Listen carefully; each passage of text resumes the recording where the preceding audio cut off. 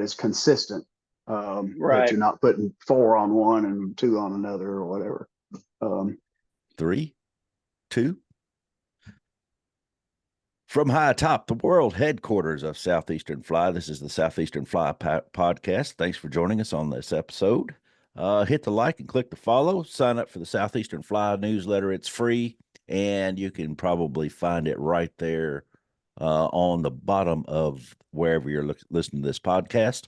If not, it's on the website. It's on Facebook. It's on our Facebook, Southeastern Fly Facebook group. It's on, it's everywhere. So sign up for it. Just gives you a little bit of intel on what is coming up. Also, that you get four emails right off the bat that just kind of fuel your fly fishing just a little bit and gives you some information on fish and food and oxygen, that sort of thing. So they're about 2 emails a month, every other week coming out. So you get a little bit of taste of what's coming up, a couple of pointers, some pro tips, just some just a lot of different little things. It's a quick read. Getting good feedback on it that it's a quick read, and everybody likes that. I don't like reading novels, so that's why I wrote it in just a couple pages. So anyway, just sign up wherever, and we'll put it in your inbox, and you can read it while you're supposed to be working or something like that. So here we go. Who are our guests today on this episode 100 of the Southeastern Fly podcast? We have been fishing together. They've already been on the show once, so this is no great mystery of who these guys are. But we've been fishing together on a monthly basis or we've been getting together on a monthly basis for 15 years or so, maybe more than that now. We've fished together occasionally. A couple guys fished together this morning, I guess. We tie flies together. We tell lies together. We come from different backgrounds and are of various ages, and we went to different schools together. We all like fly fishing, and that's the main ingredient of this concoction that we call the Liars and Tyers. So let's do a quick introduction here. Introduce our victims, our participants on the podcast, and we're just going to go in alphabetical order, and then I'll follow up with me at the end. So wearing the pith helmet tonight, which is a whole other story that you'd have to see that video, but there's a chance it could show up somewhere out there very soon. But Chief Pretenzero, the Reverend Jim, and many other names. We know him as Anthony. Please welcome to the podcast, Anthony Williams. Anthony, thank you for stopping by. Hey, thanks for having us back. I didn't think we actually get invited back after the last time, but this will be either better or worse than the last time. So we'll see where it goes. Well, the invite back was touch and go there for a minute, but as it should have been. Yeah. Yeah. Right. So second one thing, David. One thing. Go Vols. Yeah, go Vols. That's right. Thank you. Right. All right, we're good. Second one today is he never fishes much. Although he's starting to fish a little bit more around home. So be careful. He usually travels great distances to fly fish in exotic and natural places. But he was on the last podcast and did a really nice job. Had in-depth responses. And please welcome back to the podcast, Barry Huber. Barry, thanks for stopping by. Thanks, David. Thanks for having me. All right. This guy's been on the podcast several times. I think he's been on the podcast more than any one person out there. The poor guy. We interviewed him on episode number 2. And what I was doing there is picking people that I thought, well, maybe if I do this, they won't kick me out. And they might let me go ahead and post this. So he is a talented guy, creative, former college football star, the guy that we all love to hate. Please welcome back to the podcast, Dan Charlie. Dan, thanks for coming back. Thanks for that awesome introduction. It's good to be back. I'm honored to be here on episode 100, just as honored as I was at episode 2. So this is a thrill for me. Thanks, man. Appreciate that, and thank you for letting me come over and do episode 2 in your. Oh, that's right. Yeah. Yeah, I was there. Yeah. In the art room.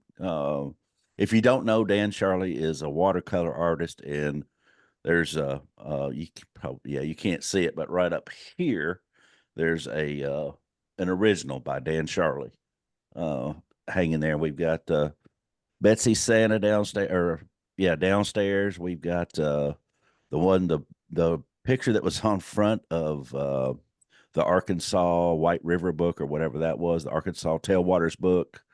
And I've got another one. Oh, yeah, I've got an original that you painted for me of a fish I caught. Just got a lot of artwork from Dan, and it's good. Go to danscharlie.com. There you go, Dan. I'll help Thank you you, out David. there. Yeah, and Yep. honored by that too. Yeah, that if you want to be an artist, if you can sell to your friends, that's a good way to start. So you guys have been very nice to me. I appreciate it. No, it's quality stuff. So last and certainly not least, from inside his motorcycle garage there, he's working on my CT90 back there in the corner. He just doesn't know it yet that it's going to be mine one day. We call him, everybody needs a friend like this, someone that you can call and say, hey, I need to do something. How do I do it? This guy is our phone a friend, as my daughter used to call him. You need to phone a friend whenever I would get into something I couldn't fix. And we know him as Yoda. Please welcome back to the podcast, Gary Woods. Gary, thanks for stopping by, man. I appreciate the invite. It's good to be somewhere. This is good. This Look is good as forward to any. this. That's just about as good as any. Yeah. Good as any, and better than a few places. So He It's said been a in his lot of places. garage, you know. Said in yeah, his right. garage. Yeah, but So, he's got yeah. motorcycles all in there though. That's So true. that's what makes it True. really cool. Okay, so let's get rolling. Our the whole premise behind this episode is I heard this topic on a fly fishing podcast about probably 10 years ago, and they did it a little differently, and it's probably some other folks have probably done it, and that's cool. We're going to do it differently than anybody else. So what I want to do is give a scenario of what some people say fly fishing is, and then these guys are going to give the answer to whether or not, what's your answer to the question? Is it fly fishing or not? Why'd you answer it that way? And it's okay to make everybody mad. I don't care. And have you fished that way before? Because if you haven't fished that way before, is it okay if you talk about it or not? Have I tried, do I like sushi? If you say no, the next question is what? Well, have you ever tried it? And if somebody says no, then you have no standing in the topic. So anyway, we're going to let's go ahead and kick it off. Here we go.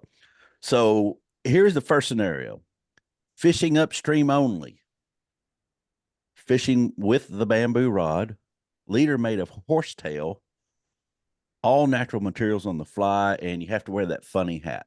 So I'm just going to start with Dan, since he's staring me. He's like staring me right in the face. So let's start there, Dave. I have a qualifying question. Let me respond to your question with a question. The funny hat.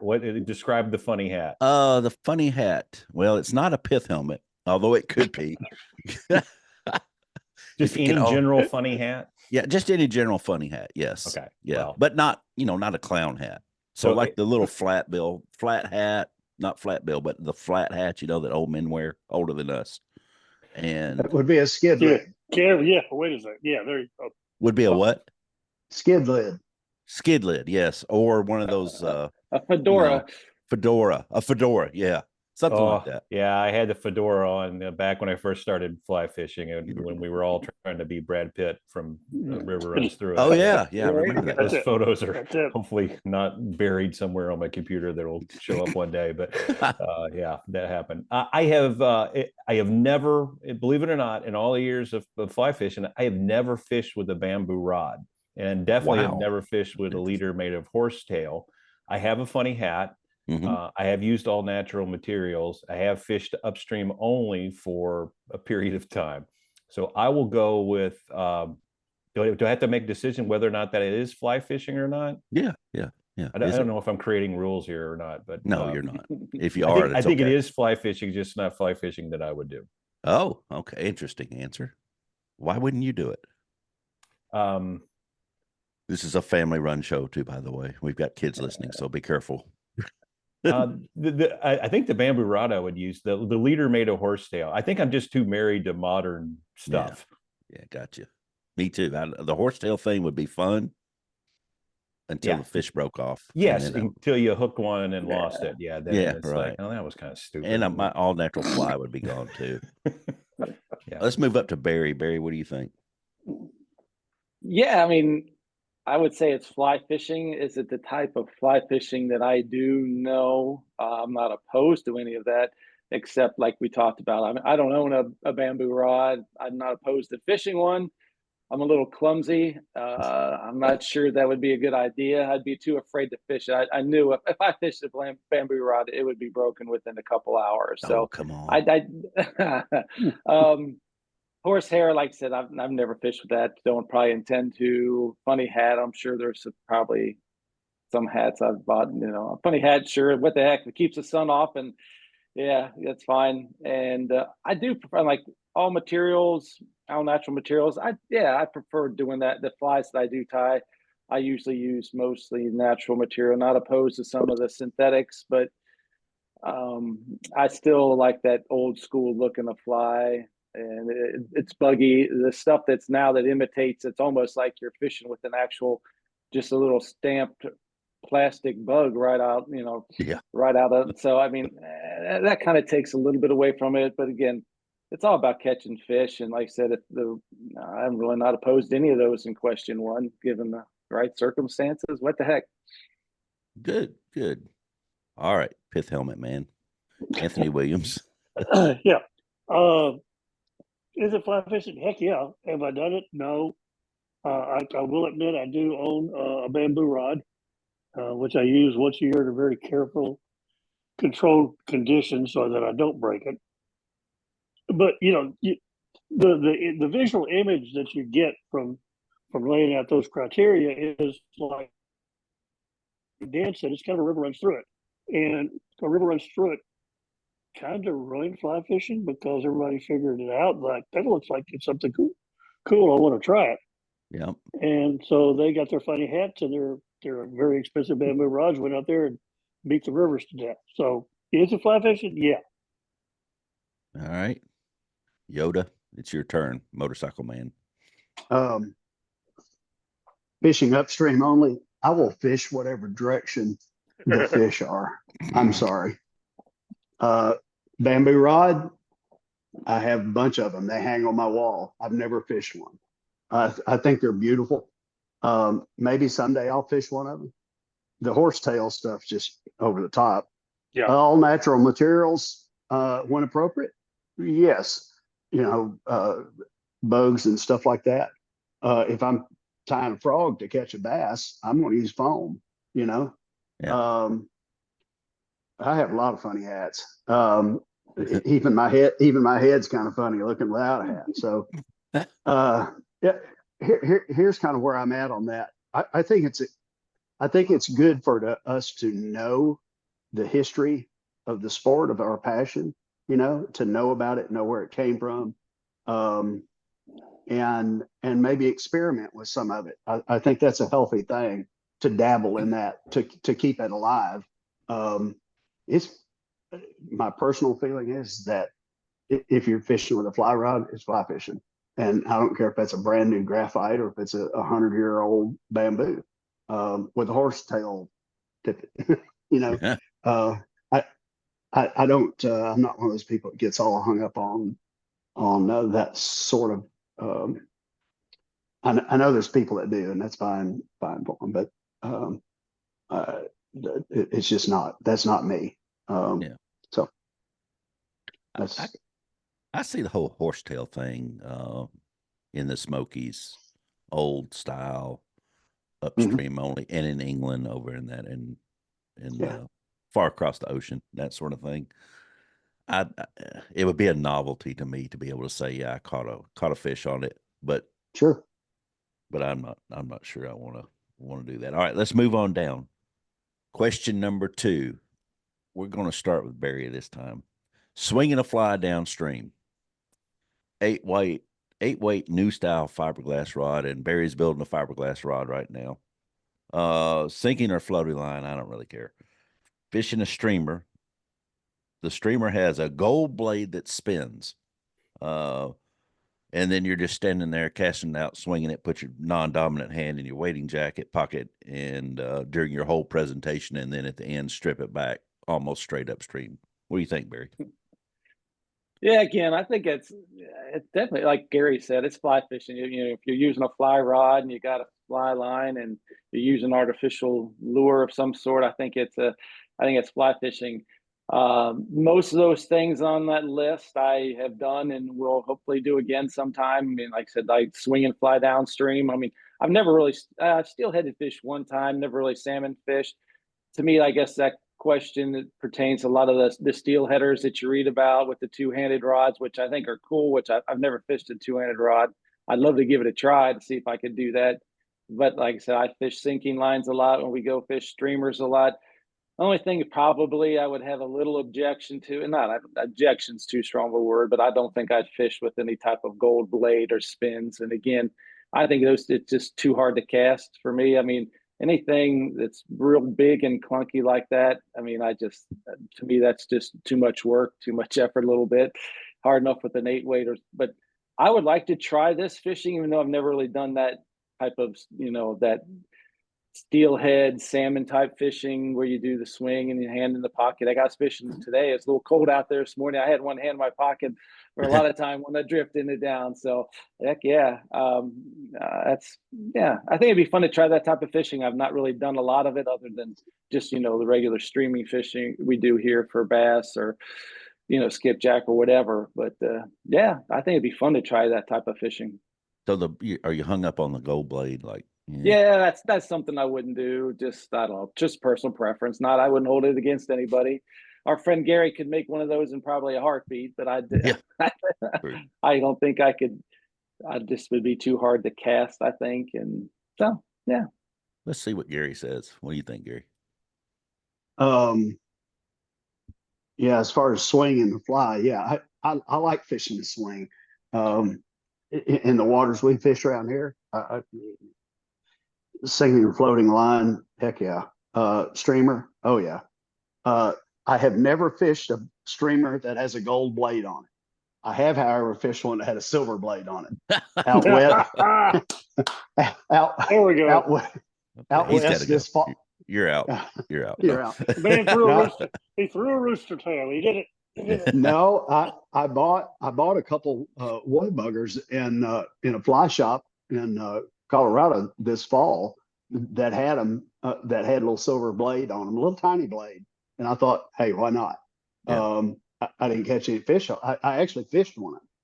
Didn't catch any fish on it, but I don't know, the trout police didn't come, pick me up and throw me in the slammer, so I guess I'm still okay. Did you feel all dirty and need to take a shower afterwards?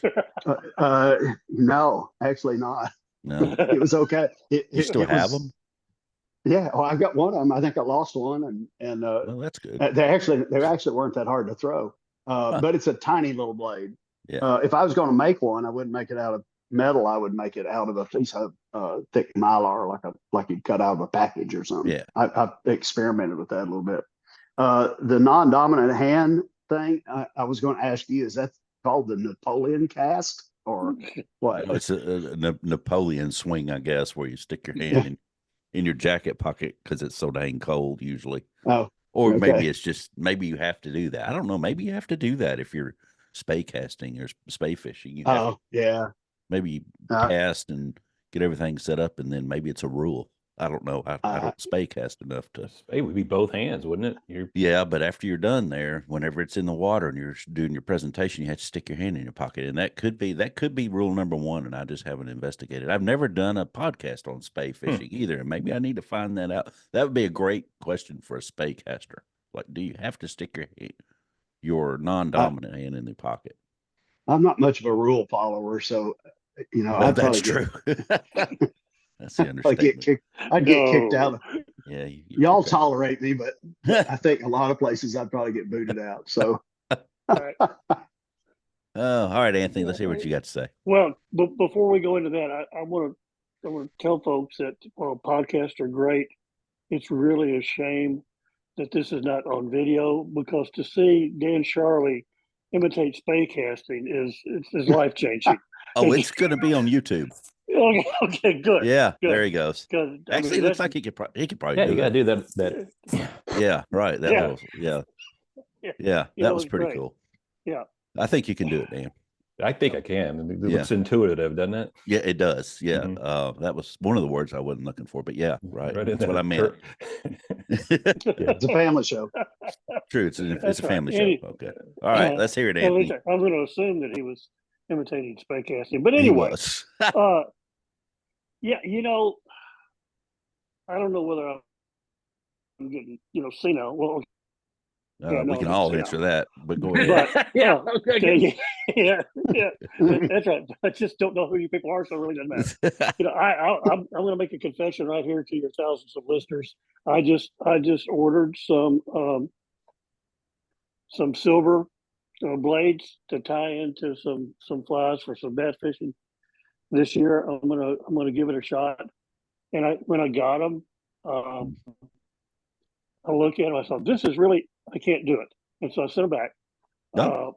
But I think it's legitimate. But the whole time that we've been planning this podcast, we're all in the South, thank God. Some of us come from places other than the South, bless their hearts.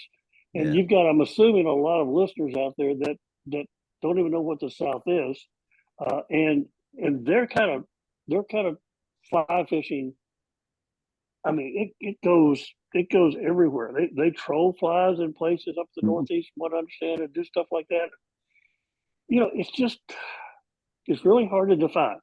So that being said, to answer the question that you wanted me to ask half an hour ago, swinging a fly downstream, fiberglass rod. Yeah, that's definitely fly fishing to me, with the exception of putting your non-dominant hand somewhere. Yeah. Yeah. I can get a little iffy, unless you're pulling out a weapon. Right. And So always places fish with a gun. yeah, and places we fished, one might need it, go into the pocket for something. But anyway, once. yeah, yeah. Go balls. Oh, that's a whole other Anyway. podcast right there of where should you fish and where should you take a true. gun for sure. Yes. All right, Dan, let's hear your take. Well, I think it's probably a fine line between this approach and flinging a rooster tail with the Zebco 33. But yeah, I've done this. I've done exactly this scenario. I've thrown a fly with a gold spoon on it. It is actually hard to get it to work the way you want to. It sounds like a good idea, and it really works.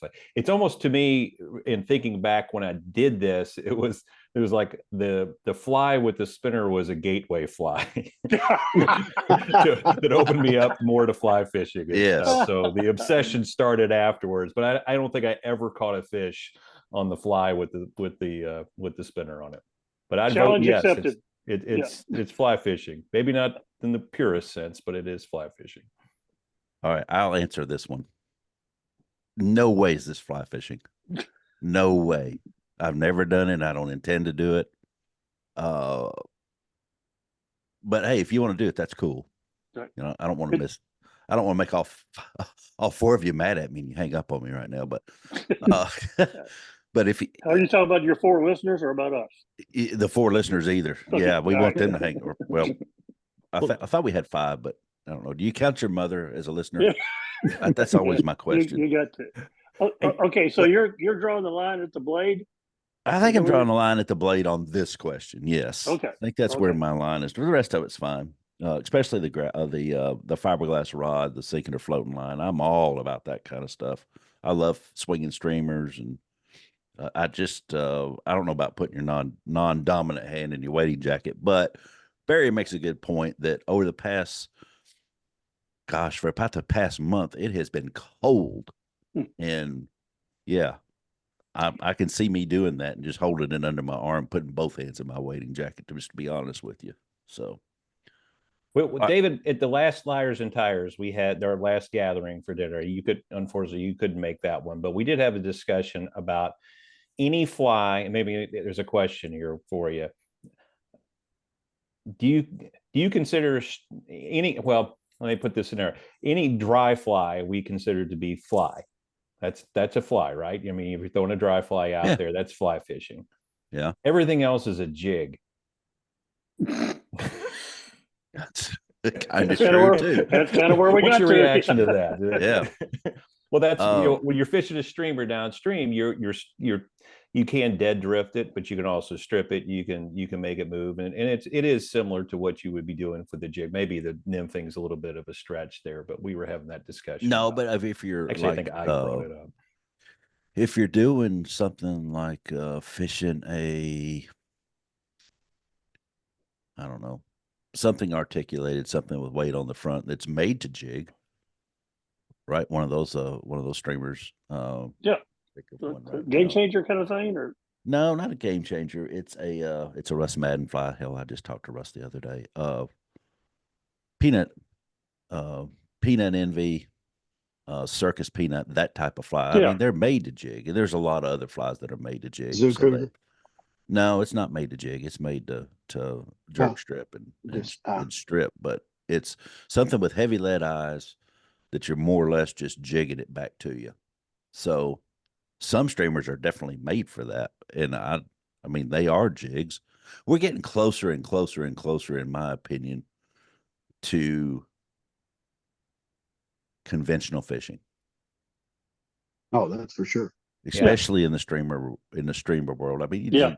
just look online and you see all these different patterns and all these different materials, synthetics, like Barry was talking about it, but now they're going further and taking all kinds of things and just throwing them on a fly, and then everybody runs out and ties them, and they don't usually work. But some do, some work very well. So I don't know. The jigging on the nymph, there's another question in here that's going to kind of hit on that a little bit. If you're dead drifting a nymph, you're not jigging, but now there's the nymph flies are flipping over, and we're turning them into jigs with jig heads that are, I got some beads the other day that were jig heads. They're just beads that have a little indention in them, and they sit up top just like a bead would, sort of flip over, and then you just tie your fly to it. But anyway, yeah, I think that's where we're headed as a group, as a fly fishing as a whole. We still have some holdouts there. Maybe I'm one of them. There's another group of there's a group of guides that are using rubber, like not a rubber worm, but same stuff, and they're putting them on jig on jig hooks and nymph hooks and stuff like that. And they're more like, what are those called? They're here. I see some guys with boats with the names on the trout magnet. They're more like trout magnets than they are anything, but they've got a different name for them, so that makes it okay. And then you've got the rubber worms. You've got there's all kinds of stuff out there. So I don't know, and it is about trying to figure out where you want to draw the line for yourself, but you don't want to get too much into I don't do it, therefore you can't do it, or I don't think you should do it. I think that's a bunch of malarkey.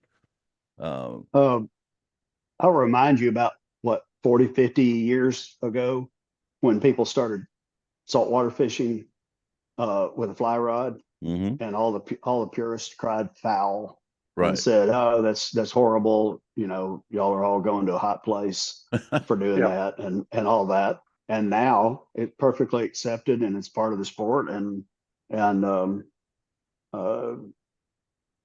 nobody even thinks anything about it. But I've read about those days, and it upset a lot of people that have one hand in their vest while they're casting or whatever, and just saying. And so things evolve. All things do. They evolve or they die. And if this sport hadn't evolved, there'd be 4 or 5 crusty old men standing around in the streams and Rockies still fishing with horsehair and bamboo rods, and that'd be all we'd know. So some of it, maybe sometimes it evolves too fast for us, and we can't adjust to it. Yeah, That's why I possibly. say it's good for us to know the history, to know the history and to dabble in that, because it kind of keeps one foot grounded in the old world, I guess you'd say. Yeah, That makes it. Is that fair? agree. Yeah, it does evolve. It is evolving super fast with the internet and social media and Yeah. YouTube teaching how to use all these new fangled materials, and it's just a lot going on. All right, let's move to the next question. All right, so a graphite rod with floating line, a mono leader, a large terrestrial pattern with a dropper, and the dropper is a real salmon egg. Oh, Let's so go with Anthony. You already Yeah, I moved down one because the other had one a was question 4. yeah, Okay. yep. Okay. Graphite rod, yeah. Floating rod, yeah. Monoliter, yeah. Terrestrial pattern, yeah. Dropper, yeah. Dropper's a real salmon egg. I would personally draw the line there. I would not do that, and I would not do that and call it fly fishing. It's like we've kind of been alluding to. Everybody's got to draw their own line where they feel comfortable, and I get that. Technology has taken us, leaps and bounds from the old bamboo and then cane poles and then fiberglass pole. I've got everybody gets tired of hearing about it, but I've got my first fiberglass fly rod that I bought 50 some odd years ago, and at Western Auto, and it still fishes really good. I probably got the same reel too. I think it's getting down to how we present the fly, for lack of a better term, and how we control the drift or the retrieval, how we fish. Mm-hmm. And I'm not putting bait fishermen down. I'm not putting spin fishermen down. I'm not putting trolling fishermen down. But it's a little bit more involved to get a fly where you want to with a fly rod than it is to get a rooster tail close to the bank and reel it back in. There's more connection between you and the fly than there is between you and the rooster tail. That makes sense? Yeah, it does. Then I would more involvement. But I would question why the top bass pros are continuously the top bass pros if there's, well, you said more with the fly than with the rooster tail. But that being said, there's something there where these top bass pros, the top 10 or top 20 guys or people are always the top 10 or 20 people in the Bassmasters. So there's something else there on that side. You think that's in the retrieve, maybe to an extent? I don't know. I haven't looked at it. I have wondered why do I keep saying seeing these same names pop up? At one time I thought, well, maybe they're just the people that can afford to do it. And then they're playing for some real money. Yeah. And I've seen some people around here that have probably spent enough money to be one of the top 20. They're just not. Yeah. Yeah. So there's something to that. But anyway, that's another subject for another But podcast. I mean, they look at the whole thing. I mean, they learn what a bass likes, and they take it from there. They learn. They spend a lot of time on the lake learning where the bass are under different conditions. Yeah. They're professionals. They're experts in that. They're professionals. And I'm not saying that there's not in the fly fishing world, but it's just we kind of know where the fish are on the Katy. You know where the fish are on the elk. You fish it enough, you know where they're not to a great extent. That's kind of what they do. Yeah. But I think they have a skill level way and above the average spoon plugger. Yeah. No question about it. Yeah, they are. Barry, what are your thoughts on this question? Yeah, like I said, I object probably, I guess, where I would draw the line as well is probably not with the real salmon egg, but I mean, obviously graphite rod, the floating line, mono leader. Hopper fishing is probably some of the most fun fishing I've done out west is on the hopper. And I just love it. The hit, the take on the hopper is just the coolest thing in the world. And I've fished a lot with hopper droppers with the nymphs. And I think that, to my way of thinking, is fly fishing. you know, again, when you get into a real salmon egg, I think then you're using bait. Nothing wrong with bait if you know if the object is catching fish, but to me, that's not really fly fishing if you're using a real salmon egg. So that's probably where I would probably make a distinction. Other than that, I guess I'm very comfortable with all those other bullet points under that. So yeah, that I'm not sure about the real salmon egg though. Draw the line there. Dan, what do you think? And it's the same. I think everything up to the salmon egg makes a lot of sense, and it'd be something I would do, consider with fly fishing. But it's not, I guess, in a way, I'm going to waffle a little bit. It's still fly fishing. It's just, again, an approach that probably wouldn't do. It feels a little bit, I don't know, you're Feels a little crossing guilty, streams. It's not in the spirit of fly fishing. Yeah. There you It's go. not expensive enough. Oh, I don't know what one of those little bottles of real salmon eggs costs now, but I bet they're like 5 times as much as I paid for them back in Eggs are expensive these 1998. days. Yeah, I bet they are. Mhm. Gary, what are your thoughts? You know, I got to draw the line at the real salmon egg. But I have no problem fishing an egg pattern. When you asked us about this, I really chewed on all this for a while, and looked at my own life in this, you know. And one of the things I thought about was fly fishing. But this is my definition, doesn't mean anything. It is about choosing to do something the harder, more difficult way. It's very easy to pick up not very easy, but it's easy to go pick up a spinning reel or Zebco 33 if you want, and go do that. And it's about being a lifelong learner, and because I'm a long time past being a kid, and I don't know anything. You know, every time I go, I learn more and more, and you know, hopefully it'll continue until I'm 10 toes up.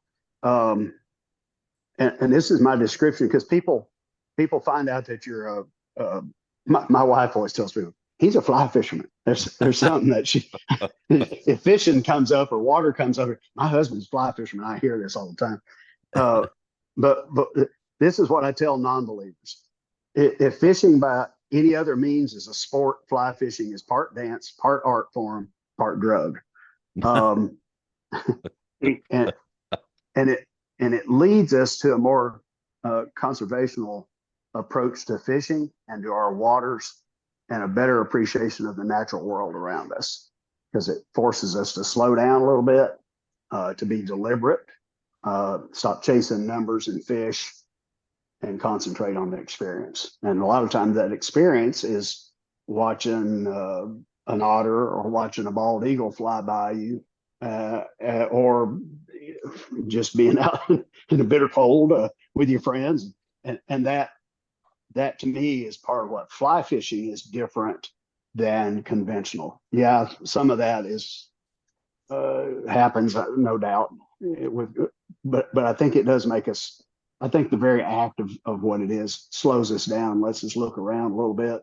Sometimes, David, I've been in boat with you a lot of times, and you or other people just lay the rod down, just enjoy what you're looking at.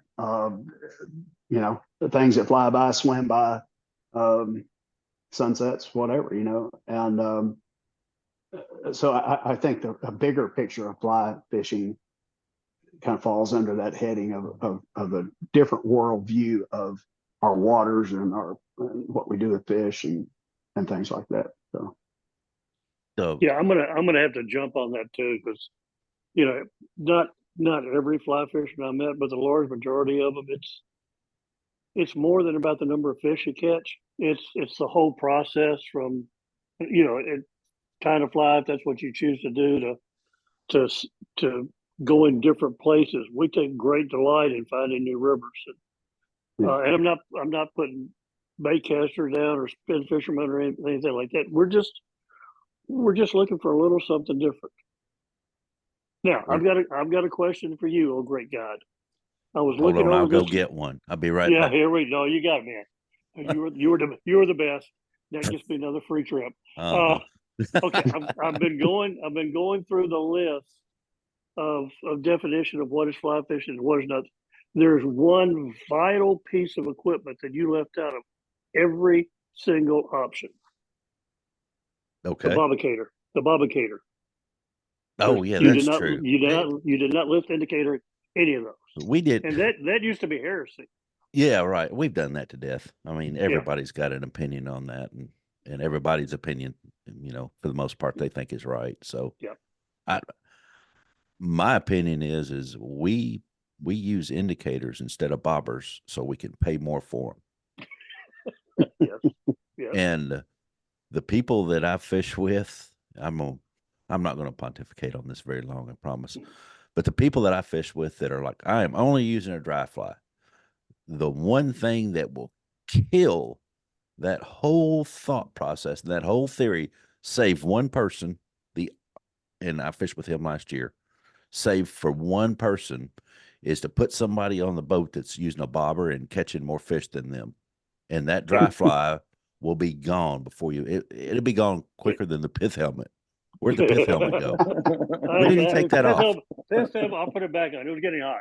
Oh, okay. Well, no, you don't have to. I just noticed it was gone. No, I got it right here. But yeah, the whole dry fly, I only fish it. And I've seen people on the river that are diehard dry flies, and they're catching fish on dry droppers. Yeah. But they're not mentioning the droppers whenever they talk about the fish. But you see them fishing the dry droppers. You're like, dude, I saw you on Thursday. Something's hanging from the bottom of that. Right. Yeah. How is that Yeah. fish not hanging on that dry? It's just hanging in the air unless you have, you've got a midge on there. Okay. All right. But it is underneath the dry, and that's their excuse for it. Yeah. But anyway, so I didn't put I intentionally didn't mention the bobbers. Okay. So, all right. So next question. And this is a real life scenario. So I pretty much already know where everybody's going to stand on this, but there used to be a gentleman that worked at Nissan that came over, and I would see him on one of the rivers that I fished almost every time I went. And he had this long Tenkara-like rod, but it's a little bigger, a little heftier. And he always had a stringer. It didn't always have fish on it, but he, sometimes I got there and was floating past him. He had just gotten there. But it was okay. He's fishing Tenkara was kind of the way that I was looking at it. He had a bobber on there too. It was more like cane pole fishing, but he had also this little canister of chicken livers. And that was his way to fish. That was his, and he was sort of fly fishing, sort of cane pole fishing, and sort of live or bait fishing. So he was, but anyway, after answering the last question, I would assume that everyone would say that is, they would draw the line there on the chicken livers. I would draw the line that I would not call it fly fishing. Yeah. Not saying I would draw the line and not fish like that, but I would draw the line. Yeah. Okay. All right. What if the chicken liver is below a big terrestrial pattern? If you carve them into, I don't know. I guess you could take a fillet knife and carve them into one. You're like you carve into a cricket. Yeah, the hopper clucker. I think you can do that. Okay, hopper clucker. Well, that's making a fly out of a natural material. So that's true. You've opened quite a door here. Yeah. A smelly little door, but a door nonetheless. You're welcome. Yeah. Yeah. And just think, you catch a bunch of catfish on them too if you could ever get them to look up. Would you have to put wings on it? I don't know. I guess. Yeah, if it's going to be a hopper. I don't see why not. Yeah. Yeah. Well, let's put some wings on it. Yeah. All right. Let's move on. So, question number 6 is 11-foot 2-weight. I think everybody knows where we're going. Straight mono with a cider, some tippet, fish only nymphs. That's it. Wearing a flat brimmed hat. Say dude a lot and drink Pabst Blue Ribbon, or better yet, Montucky Cold Stack. Dan? For all these, whether it's skirting the line between fly fishing and conventional fishing, I've been like, more power to you. Whatever you want to do with it, whatever you find success with. This one's just weird to me. The 11-foot 2-weight, I can't even imagine. I guess you could say it's fly fishing. It's just bizarro to me. This has been banned in Tennessee. Has it been banned in Tennessee? Yeah. Has it? Okay. All right. Yeah. I don't know. It kind of makes me mad just hearing it. I'm going to vote no. It's not fly fishing. I mean, come on, dude. Yeah, dude. Dude. Come on, dude. Does this actually happen? Are there people actually going out there with a 2-weight that's 11 feet long and trying to fish with nymphs only? Yeah, I've got some down there in the garage right now. Really? Yeah. Yep. I got 2 of them. Yeah, I think they're 11 foot. Maybe they're 10 foot. Maybe they're 10-foot 3-weights or 11-foot 3-weights. Yeah. Can you catch them? It's like chuck and duck, kind of. Yeah. It's in the Southeastern Fly Museum. Yeah. Garage. It's Euro nymphing's all it is.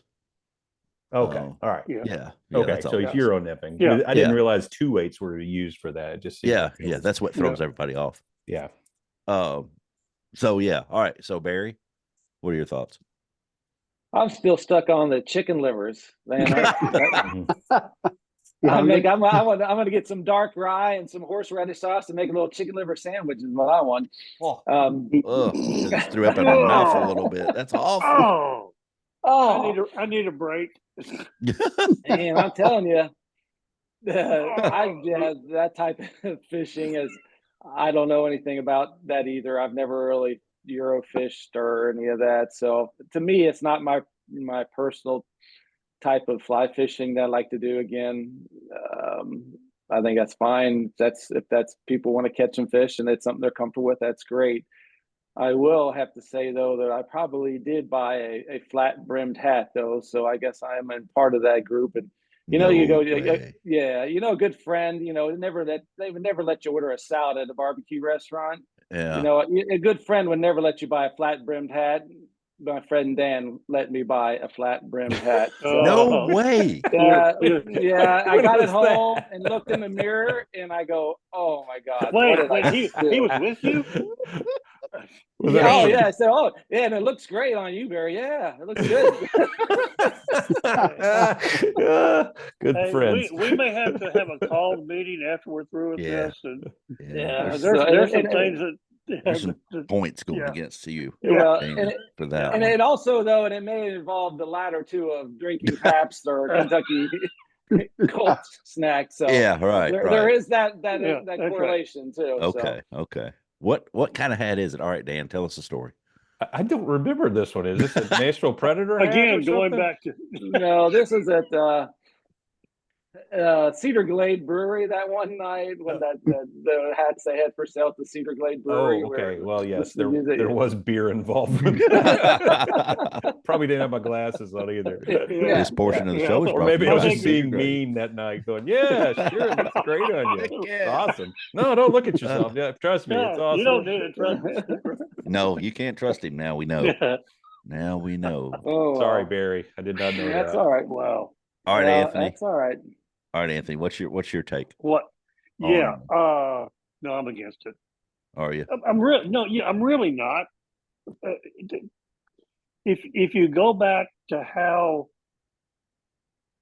fly fishing, for lack of a better term, started up in East Tennessee in the streams, I mean, it was pretty much like that. You had a real long cane pole, not a bamboo rod, but a real long cane pole with a little line on it and straight. And you had nymphs. I mean, that's how it was done. Yeah. There was never a flat brimmed hat involved. Lord. Yeah, I think people like that were sent to Kentucky or something. I don't really know. But that type of fishing, apparently somewhere. But the equipment is, I think there's some tradition to that. It's been bastardized a little bit, but yeah, I think I'd say okay if you leave the dude part out. Yeah. And the flatbread hat, and If you leave the people out, the type of fishing's okay. Oh, Yoda. Um, I'm building a Euro trash rod right now. I don't have any idea if I'll ever fish it or not. But anyway, it seemed like a good idea to build one. And Something Dan talked you into? no, Dan, and he One talking long me practical into joke on all of you. and Barry's got a hat he'll give you when you get done with it. Right. Yeah, there you go, Barry. That's what you've been looking for. Dan went home and told his wife, "You won't believe what I talked Barry into buying." She was there. She was in on it. Oh, that's even worse. It was an elaborate scheme. Oh, Yes. man. Yeah. But so, you know, I'm not even 100% sure of how they fish those. I've asked a lot, and it's just an excuse to build another rod because I don't have enough of them. And so I don't say you don't have a problem either. no, I don't have a problem. No to the flat brim hat. Heck no. Say dude a lot. No, I have nothing against Paisley ribbon if it's in a bottle. So anyway, or a mason jar. Oh, So mason that's- jar's a whole other float. Yeah. Oh, So I can't, you know, I don't know how to do that properly, but I do know that here one day I'll have a rod finish that I could do it with, you know. so So we'll go fish it. yeah, just Barry will come and bring the hat for you.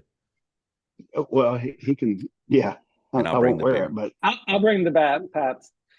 Oh, yeah. yeah. Okay. Well, we'll get it. Okay, We'll get other the hat than the on him. hat, what's the difference between that and Tenkara? Well, they're both real long poles. Yeah, I don't know. I don't know if there's Okay, enough difference all to even You don't talk make about, the roll honestly. casting, right? I mean, that's Yeah, it's more roll casting than anything. Yeah, it's to me the Euro approach is just it's too much math. When you got certain lengths of all these Yeah. different diameter lines and different colors and all that stuff, it starts to get really complicated. Yeah. Again, I'm It's sure I won't effective. be It good at it. works. It does work. And the concept, we've talked about this, David. I mean, the concept of it is a heavy fly down in the strike zone for a consistent amount of time. Yep. Without giving away secrets, we've kind of stumbled into, or you stumbled into this as a good approach for nymphing period. But it's maybe not the Euro style, but it's just getting your fly in front of the fish where they are. Yep. That's your real whole effective job. from that standpoint. That's the whole And you job still of got to fly land. fishing. You still got to land if you're lucky enough to hook up with a decent fish. You still got to land him on a 2-weight rod. Yeah, Yeah. it's Or way 3-weight. longer than there's you are one. tall. Yeah. Yeah. Yeah, that's extremely long. So it Yeah. could get real interesting real fast, I think. Yeah, it's so deadly. I may have told this story before, but I had 2 people on the boat, and one of them was not catching fish traditional under a bobber. Certainly couldn't catch them on the dry, and couldn't cast far enough to fish a streamer. I said I was sorry. And so anyway, right before lunch, I put him on a Euro rod and showed him how to do it. I caught a fish almost right off the bat, and he caught a fish right after that, and another. Then we ate lunch, and I said, "All right, well, let's go back to fishing." He said, "I just want to do that Euro thing."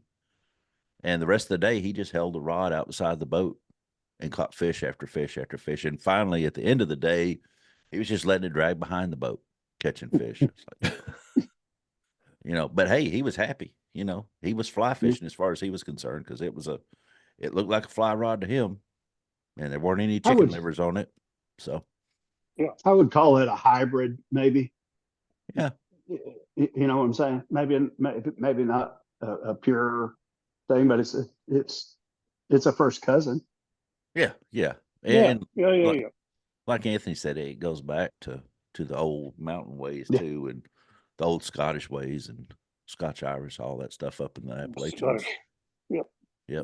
So I would say it is. The wearing the flat brim hat, saying dude a lot, that's just a whole different culture of people, is all that is. It's and they're not all. I've got a friend that's in his 40s that wears flat brim hats, and he's probably 50 now, and he doesn't need to. So, and he probably drinks Pabst Blue Ribbon too, which which is an old style beer. Barry's older than that, David. So Oh, I wasn't even talking about him this time. Yeah, that's all right. Yeah, there's that window. After 60, you look good in a flat brim hat. So. That's true. Yeah. I was thinking ahead, Barry. Yeah. That's it. Happy retirement. Got to plan for the future. I'm telling you right now, at 70, you ain't gonna be wearing one. Yeah, the one thing I think I've gotten out of this is we're going to move on to the next question here in a second. But the one thing I've got out of this is with this group, it's more of I don't care that you do that, but I wouldn't do that. Yeah. And that's kind of the point that I was trying to make here, other than a gold blade on a woolly bugger. Who are we to judge? You know? Right. Yeah. I mean, they're wrong, but still, it's okay. It's America. We're used to them being wrong, aren't we? We are. See? Yeah, it's kind of one of those things. But no, seriously. Okay, we're done here. Yeah, right. Now that everybody knows what we think of ourselves, do you know how important we think we are? No, seriously, that's the whole thing is if you want to fish that way, that's fine. If you want to sit on the bank and throw a chicken liver in there, more power to you. I hope you throw the fish back so I can catch them, but there you go. Stay within the laws. I hope you go to another river, but anyway, that's okay. Yeah, right, or another state, somewhere up north. Yeah, not where I want to go. This is all in good fun, y'all. Don't send emails. That's right. All right, so here's our mystery question. This question, number 7, is such a mystery. Heck, I can't even remember what the heck it was. So we're moving on. I've been sitting here this whole show going, what in the world was that mystery question? I'm pretty sure that probably about 3:00 in the morning, I'll wake up and go, oh, that's what it was. Yeah. So anyway. Don't text us. No, we're not going to get back together and do that. No. We'll save it for episode 150 or something. Or 125 or 150, whatever. I don't remember. 101. What was the last show y'all were on? 50? Was it 50 or 75? I can't remember. I'm guessing 50. I don't know. Doesn't seem like. I don't know. Okay. Anyway, all right. So, but we do have another question. This one's a good one. Good. It was good. All right. So, what's on the top of your bucket list destination to fish? And I want to know what Barry's got to say, because Barry probably fishes more destination fishing than any of us. So what's on your top of your bucket list right now, Barry? Don't steal my idea, Barry. We talked about that. I wouldn't do that. Yeah, and I don't do a lot of. Yeah, really. Yeah. Destination fishing. I mean, I do love going out west. I think that's just, we've all loved the West. We all talk about going out the West, and I think that there's something special about that. And I really have fallen in love with, fly fishing out west. My favorite type of fishing, though, is really, I love creek fishing. I love small stream fishing. I love getting in the water with the fish. I think that's just one of the unique things about fly fishing is you're in the water with the fish, And I think that gets, when Gary talked about that relationship with nature and all that. And I think when I'm wading in those small streams, I'm with nature, or appreciating nature and appreciating the whole aspect of fly fishing.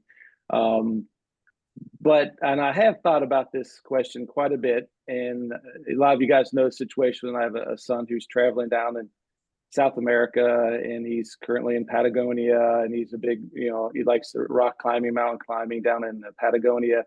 And he keeps telling me, hey, these people he was running into, every time he's out for a hike or a run or climbing, he runs into these people fly fishing. He says, you got to get down here and fish for these brown trout in these streams down here. And I've got to do that. And he, I have a guy there that knows the language and knows his way around. So I've got to make that happen. But I think that's my big bucket list is to go down to Patagonia, get a nice brown trout, take that all and have some wine, and cheese and bread and meat. Just, yeah. So that's kind of what I've been dreaming about lately is getting down there in the Patagonia and the Argentina and doing a little of some of that fishing. I think would just be the coolest thing, whether or not it comes together or not. But that's just the photos that he sends back are just spectacular. That the scenery down there is just gorgeous. So just and I cannot think of I it, know. but Sean is our hero. Barry's son Sean is Yeah. our hero, Yeah, who just struck off in a van one day and was going to Baja, and then decided I'm going to go down the tip of South America to see what's happening down there. And he drove his van down there. He's got a podcast too, Barry. What is the name of it? I cannot think of the name of it. it is the path unknown. Well, that's a fact. Yeah. So he's Yeah. he's living that lifestyle that a lot of people only dream about and think they might want to do one day. And he kicked it off and took off down there, and there he is. He's down there living his dream right now, which is super cool that somebody could do that. Yes. So yeah. All right, so I'm going to move over to Anthony, who has fished many places around the world. He's probably gone farther than any of us to fish, which I guess that would be Alaska, pretty good ways away. Yeah. Yeah, that was awesome. No, Barry and I were talking about that this morning on the way to the river. I guess bucket list is Brookies and Labrador. You know, I've never been up in that part of the world, and it looks beautiful. And you know, unknown water, new water, and nice size Brookies. Yeah, that's my bucket list right now. Nice on dry flies. Oh, of course. Yeah, Or chicken livers. I don't know, whichever. Whatever the Oh, tradition is. You're That's right. right. Whatever That's the right. tradition is. I want to fit in with the locals. Yeah, that's it. Barry, what was that fly when we all first got together? It was a dry fly. It was a big dry fly. It had the hairs sticking out the front and out the back, and had hackle. It was about it's just about an inch Is or that two the one long. that we tied the very first Liars and Tyers? It was, Yeah. yeah. the bug. No, it wasn't No? that one. It was the dry fly. It was a dry fly. It was I cannot remember the name of that fly. Clean camera. No, it was the size of a terrestrial, Yeah. and we Just like tied it. the yellow Sally, or was No, that it's way bigger than that one. Oh, Anyway, the Chuck fly. no, What was that thing from the fly chucker that we used to fly? that was you brought the pattern down from Ohio. Was something that Matt tied a lot or Yeah, something? Or? yeah, and it's a big dry. Anyway, that's what the wolf. Yeah, it's a wolf. It's like a royal wolf fly. wolf. The old Yeah, sable yeah, That's wolf. it. That's okay, it. yeah, That's it. yeah. That's it. Yeah. Yeah, it's and they use those, I think, up there in Labrador. They do, yeah. And they use retrievers up there too. Labrador retrievers. See what I did there? That's It's quick, huh? Yeah. Retrieving All right. fish. Yeah. All right. So we got Labrador. The bomber. And then stealth bomber. Yes, the bomber. It. Yeah, Yeah, the stealth bomber. Thank you. Yeah. Thank goodness somebody's got a mind left. Yeah. Well, that's their subconscious kicking in and actually working. All right. So we've got down toward South America, and we've got Labrador. Yoda. Where do you look? You know, I turned 70 in the fall, this past fall. Yeah. And I looked at it. It was just, it didn't freak me out or anything, but it gave me pause. And I looked, well, the finish line's coming a little faster than it used to, you know, and it just is. Anthony knows. And so you start evaluating things, and you go, how much time, I'm trying to be realistic. How much time do I have? And, I do things other than fly fish, and how many more trips do I have? How many, motorcycle trips, all that stuff. So I started running all that through, my brain for a while. And so I readjusted. I've tried to set some realistic goals for a lot of things, not just for this. And so I would have told you some super exotic place, because I would dream about that, Patagonia, places like that I would go. But now I'm just trying to be realistic. And it came to me when I saw that, I was like, boom, I knew exactly without really even thinking about it. And I said, my answer is tarpon on the flats in the Keys, because it's doable. I may can actually get that in. Yeah. Yep. And so Yeah, I'm just trying to be more realistic about what I'm, you know, you don't see That many is 90-year-olds, that is fly actually fishing doable. here. That is doable.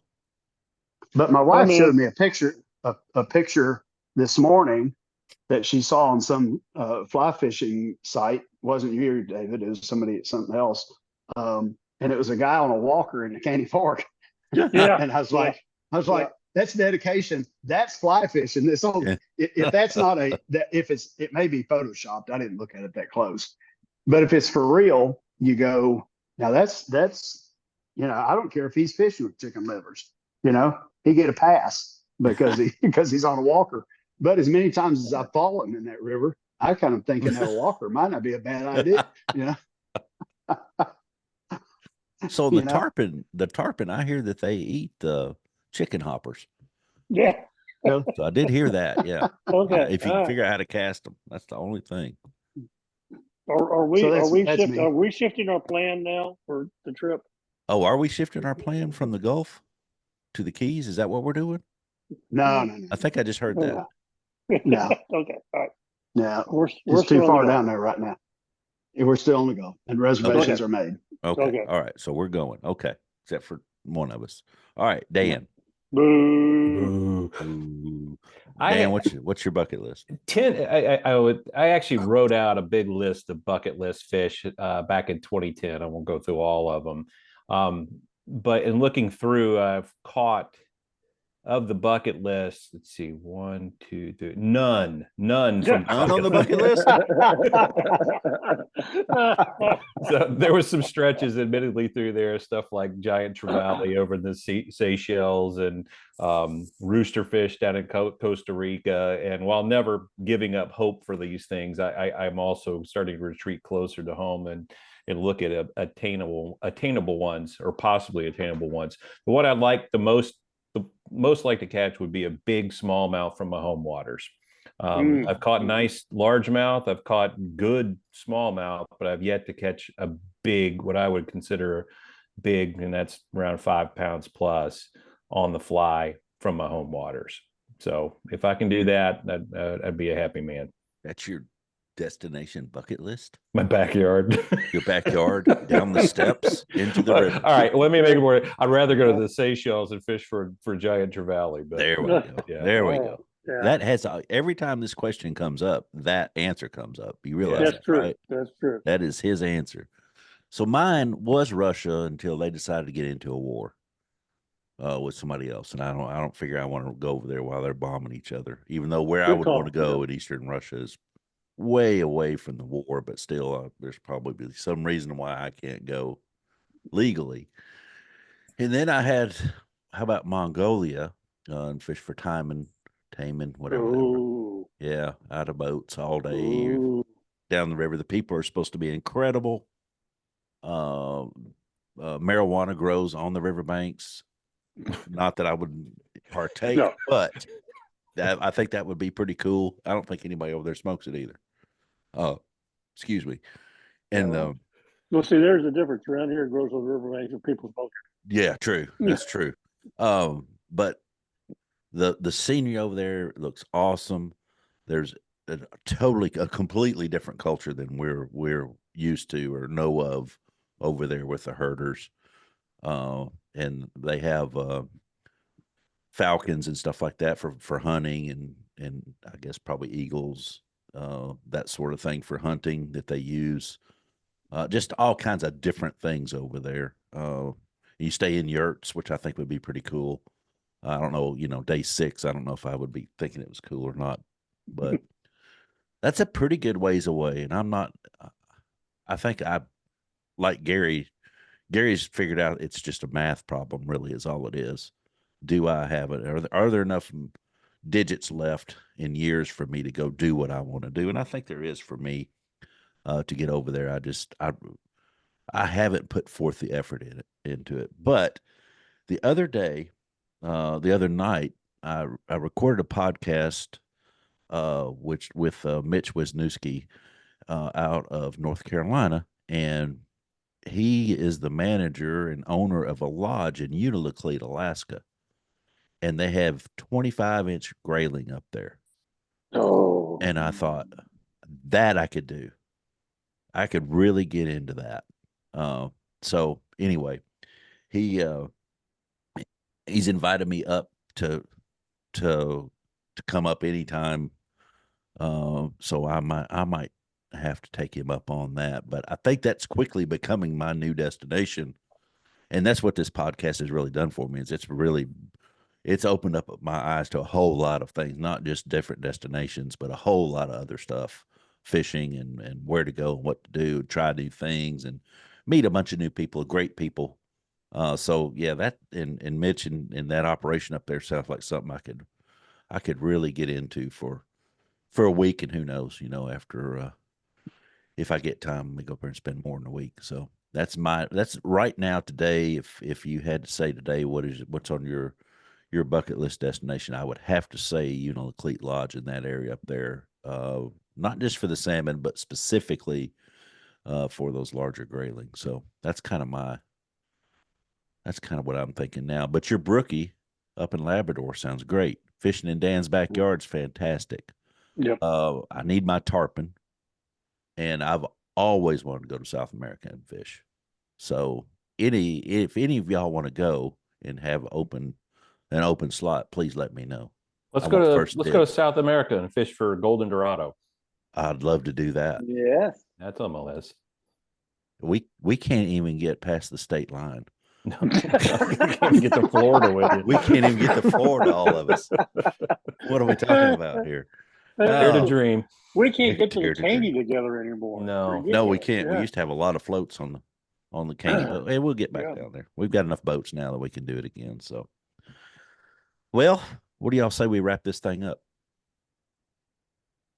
Well, you're the boss. So yeah. All right. Well, guys, but seriously, thanks for coming out and spending episode 100 with me. Thanks to our audience, whoever's left out there. Thanks for joining us and sticking with us.